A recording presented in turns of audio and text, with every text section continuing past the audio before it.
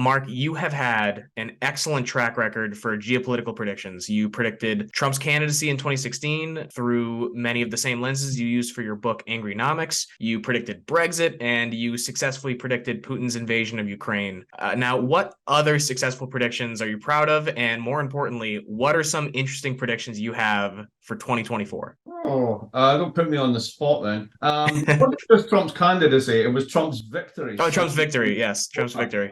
Yeah, you can check it on YouTube. Anyway, what do I think's going on now? I think the really interesting one is how Ukraine's going to play out. Because if the Republicans get back in, particularly if they get congressional control along with the presidency, then I think that basically closes down. Ultimately, to be crude about it, you can imagine a story whereby, if you will, the carbon coalition here doesn't really want to get into a spat with the carbon coalition over there. Russia once being described as a gas station with nukes. So you can see that one will wind down. When that happens, Europe is never going to trust the United States again. NATO will fragment, if not become, very problematic under a second Trump administration. So I think that we're into, potentially, if the Republicans win, an era of extreme volatility and extreme change in what have been the basic geopolitical relationships we've seen for a long time. And exactly how that plays out, I'm not going to put a point prediction on it, but I think a simple way to think about it is this. If the United States turns against any type of green transition, then the notion that the Europeans will back the United States against China will become extremely problematic, particularly if Ukraine is, in a sense, wound down, if you will, from the American side, and they're left to clean up the mess. They will get much closer to China, and China may be the world's largest carbon state, but it's also the world's largest green state, and they make a lot of the stuff that you need to make this stuff. So if the United States is going to give up on making that stuff, which is what the IRA is all about, then the Europeans and China will get much closer together.